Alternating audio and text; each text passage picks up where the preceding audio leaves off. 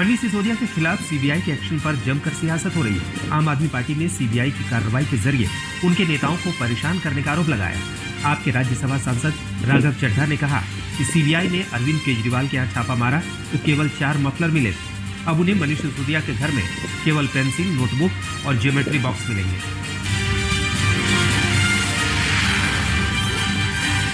दिल्ली में चल रहे केजरीवाल मॉडल ऑफ गवर्नेंस और शिक्षा क्रांति के बारे में लिखा जाता है और अगले ही दिन सीबीआई मनीष सिसोदिया जी के घर पहुंच जाती है। बीजेपी सांसद मनोज तिवारी ने आम आदमी पार्टी के आरोपों पर पलटवार किया। मनोज तिवारी ने कहा कि शराब नीति के जरिए शराब माफियाओं को फायदा पहुंचाया गया। उन्होंने कहा कि जिस तरह से दिल्ली में लूट की गई है उसका सच सामने आना जरूरी है। मनोज तिवारी ने यह भी कहा कि जब सीबीआई जांच का आदेश हुआ तो दिल्ली सरकार ने आबकारी नीति बदल क्यों दी।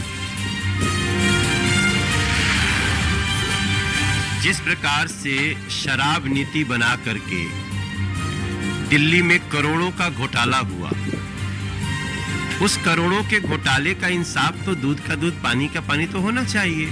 जिस प्रकार से ये लोग आबकारी नीति को बदले, जांच शुरू होने के बाद दाल में बहुत कुछ काला है जिसका हिसाब किताब होना ही चाहिए।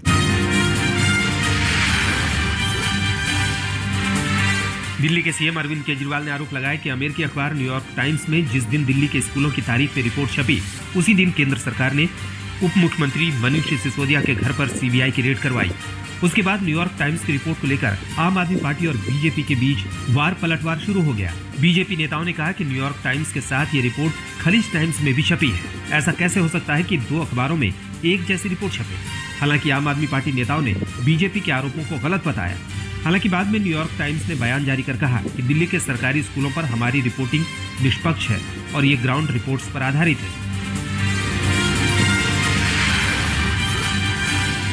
बिहार के नीतीश कुमार की नई महागठबंधन सरकार का विवाद खत्म होने का नाम नहीं ले रहा है। कैबिनेट में शामिल आरजेडी सुप्रीमो लालू प्रसाद यादव के दोनों बेटों को लेकर अब विवाद छिड़ गया है। डिप्टी सीएम तेजस्वी यादव के करीबी संजय यादव स्वास्थ्य विभाग की आधिकारिक बैठक में नजर आए, जबकि उनके पास कोई सरकारी पद नहीं है। इससे पहले वन एवं पर्यावरण मंत्री तेज प्रताप यादव के साथ विभागीय बैठक में उनके जीजा शैलेश कुमार के नजर आने पर भी विवाद उठा। बीजेपी नेता सुशील मोदी ने इसे लेकर सवाल उठाया तो आरजेडी ने कहा कि बीजेपी के वक्त भी ऐसा ही होता था।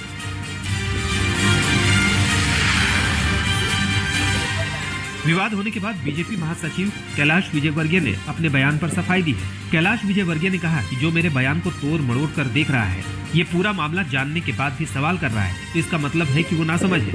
मेरा बयान बहुत स्पष्ट था कि विदेश के मेरे मित्र ने कहा। उस मित्र के बयान को मैंने आप लोगों के सामने सुनाया। जहाँ तक नारी शक्ति का सवाल है तो हम उनका सम्मान करते हैं। बिहार की नीतीश सरकार पर तंज कसते हुए कैलाश विजयवर्गीय ने बयान दिया था, जिसे लेकर सवाल उठ रहे थे।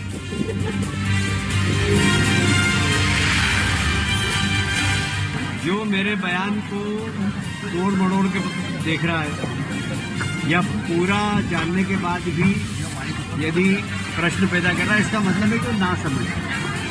मेरा बयान बहुत स्पष्ट था कि विदेश के एक मेरे मित्र ने कहा, उस मित्र के बयान को मैंने आप लोगों के सामने सुनाया। अब उसको लेकर यदि कोई जहाँ तक नारी शक्ति का सवाल है तो हम उनका सम्मान करते हैं। नारी हमारे लिए पूजनीय है।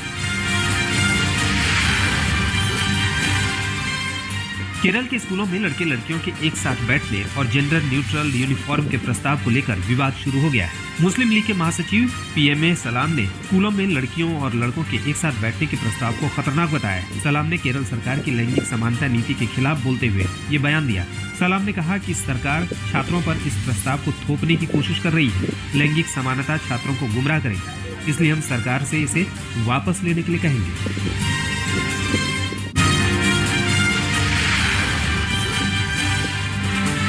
बिहार के समस्तीपुर में चोरी की वारदात सीसीटीवी में कैद हुई है। बदमाशों ने किराना व्यवसायी से 2.5 लाख रुपए लूट लिए। बदमाशों ने पिस्टल दिखाकर व्यापारी को धमकाया था। पुलिस घटनास्थल पर पहुंचकर जांच में जुट गई है।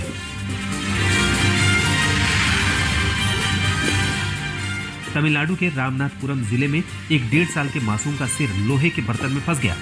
रसोई में खेलते वक्त बच्चे का सिर बर्तन में फंस गया था। कई घंटों तक अजीत नाम का मासूम परेशानी में चिल्लाता रहा। फायर स्टेशन की टीम ने बर्तन काटकर मासूम की जान बचाई।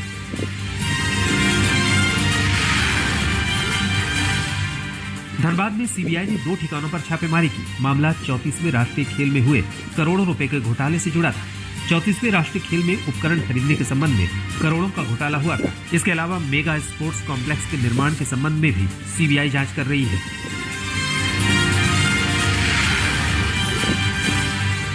पटना के बाईपास थाने में एक पुलिसकर्मी ने आत्महत्या की कोशिश की।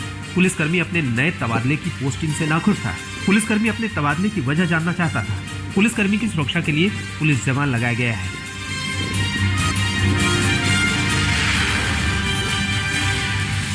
राजस्थान के टोंक में गोकशी का मामला सामने आया है। पुलिस के पहुंचने से पहले ग्रामीणों द्वारा अपने स्तर पर ठाणी में सर्च ऑपरेशन चलाया गया। सर्च के दौरान 3 बंदूकों के अलावा घरों से छुरे और अन्य धारदार हथियार मिले हैं। पुलिस आरोपियों की तलाश में लगी है।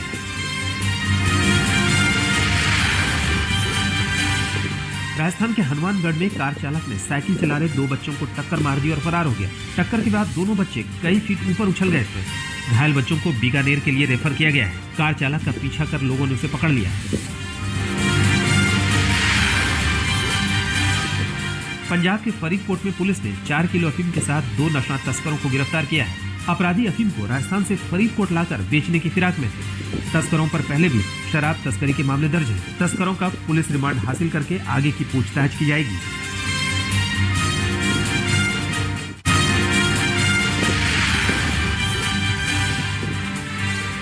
भारी बारिश की वजह से रोकी गई वैष्णो देवी यात्रा एक बार फिर से पूरे एहतियात के साथ शुरू हो चुकी है। कटरा में जिस स्थान से यात्रा शुरू होती है वहां श्रद्धालुओं को रोका गया था, लेकिन अब एक बार फिर से श्रद्धालु भवन के रास्ते आगे बढ़ रहे हैं।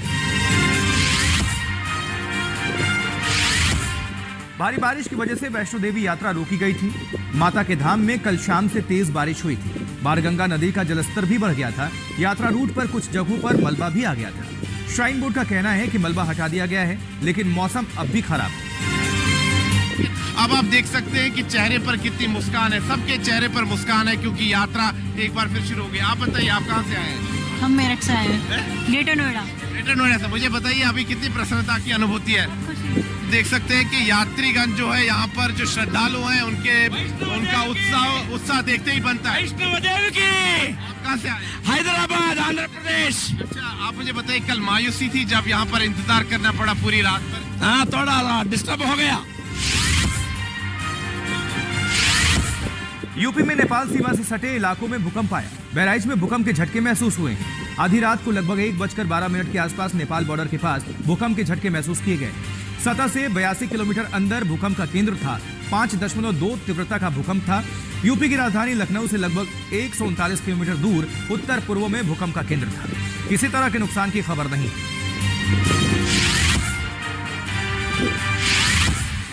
राजस्थान के पाली में रामदेवरा जा रहे 4 श्रद्धालुओं की मौत हो गई। ट्रैक्टर ट्रेलर में टक्कर के बाद कई श्रद्धालु जख्मी हो गए। गलत दिशा से आ रहे ट्रेलर ने ट्रैक्टर को टक्कर मार दी थी। इसके बाद श्रद्धालु उछलकर सड़क पर गिर गए थे। यह हादसा पाली जिले के सुमेरपुर के शिवगंज सिरोही सड़क मार्ग पर हुआ। पीएमओ ने हादसे पर शोक जताया है। मथुरा के बांके बिहारी मंदिर में भगदड़ मच गई, जिससे 2 श्रद्धालुओं की मौत हो गई। एसएसपी अभिषेक यादव ने आज तक से कहा कि भीड़ बढ़ने की वजह से हुआ हादसा। मंदिरों के सेवादारों का कहना है कि कुछ अधिकारियों की वजह से हादसा हुआ है, जिनके परिजनों को वीआईपी ट्रीटमेंट दिया जा रहा था। अधिकारियों के परिजन छत पर बनी बालकनी से दर्शन कर रहे थे। इसके चलते ऊपरी मंजिल के गेट बंद कराए गए थे।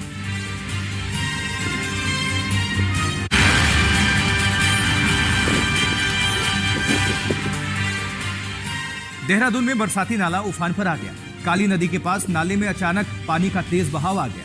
लहरों का रौद्र रूप देखने के लिए नाले के पास वाली सड़क पर लोगों की भीड़ इकट्ठा हो गई। गनीमत इस बात की रही कि जिस वक्त नाले में पानी आया वहां कोई नहीं था, वरना बड़ा नुकसान हो सकता था।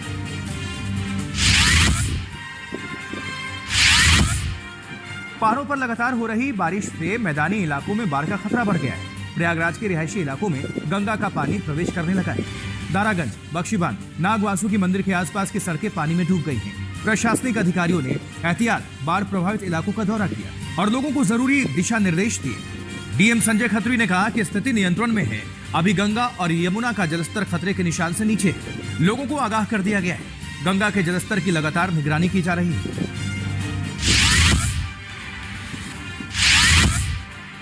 घाटों पर बैठने वाले पंडित पुरोहितों की चौकियां जलमग्न हो गई हैं। बाढ़ की वजह से सबसे अधिक असुविधा मणिकर्णिका घाट पर हो रही है। महाशमशान घाट पर शव जलाने में काफी परेशानियों का सामना करना पड़ रहा है। हालांकि गंगा खतरे के निशान के नीचे है, लेकिन वाटर लेवल इसी तरह से बढ़ता रहा तो भारी नुकसान हो सकता है।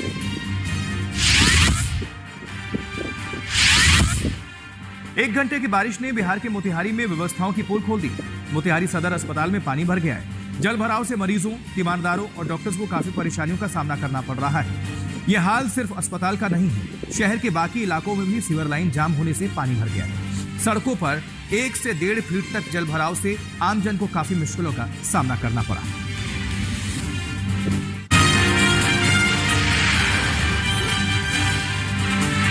अमेरिका इन दिनों जबरदस्त महंगाई की मार झेल रहा है। खाने पीने के सामानों के दाम कई गुना महंगे हो गए।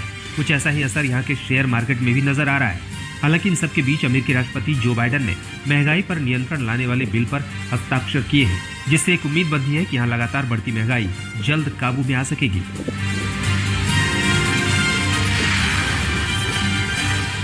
कोरोना वायरस पर जीत का दावा करने के बाद उत्तर कोरिया ने अपनी मेडिकल सेना को सम्मानित किया है। राजधानी प्योंगयांग में सेना के सम्मान में भव्य कार्यक्रम का आयोजन हुआ, जिसकी अगवानी खुद देश के सर्वोच्च नेता किम जोंग उन ने की। इस दौरान किम काफी खुश और आत्मविश्वास से भरे नजर आ रहे थे। बाद में किम ने कोरोना काल में महत्वपूर्ण भूमिका निभाने वाली अपनी सेना को संबोधित किया और धन्यवाद जताया। इस दौरान किम की सेना फूट फूट कर रोती नजर आई।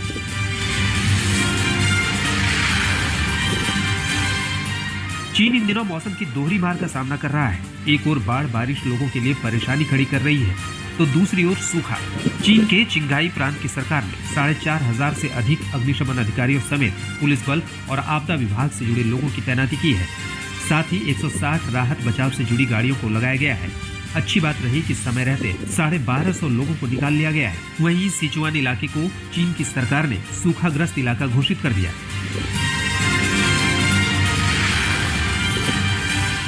रूसी सेना यूक्रेन पर जबरदस्त हमले कर रही है। इस बीच यूक्रेन की 2 यूनिवर्सिटी को रूस की सेना ने तबाह कर दिया।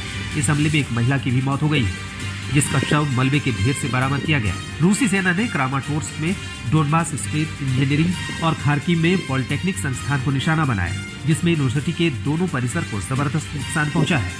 यूक्रेन का दावा है कि रूसी सेना इंसानी बस्ती को भी अपना निशाना बना रही है। ऐसा पहली बार नहीं है जब रूस ने रिहायशी इलाके को निशाना बनाया है।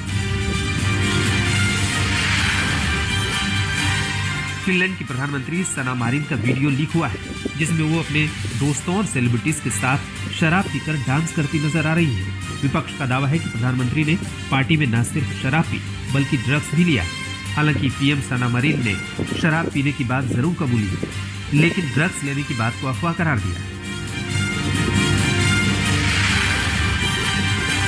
दक्षिण कोरिया का मशहूर सोल टावर गुलाबी रंग की रोशनी से रंगा नजर आया। मौका था कोरियन के पॉप ग्रुप ब्लैक पिंक के नए सॉन्ग की रिलीज के जश्न का। सॉन्ग की रिलीज से पहले सोल टावर, जिसे नमसन टावर भी कहते हैं, उसे गुलाबी रंगों की रोशनी से सराबोर कर दिया गया। इस दौरान इसकी रौनक देखने लायक थी। बड़ी संख्या में लोग इस खूबसूरत लम्हे को अपने कैमरे में कैद करते नजर आए। इसके बाद ब्लैक पिंक ग्रुप ने पिंक वेनम नाम से अपना गाना रिलीज किया, जिसको पूरी दुनिया में खूब पसंद किया जा रहा है।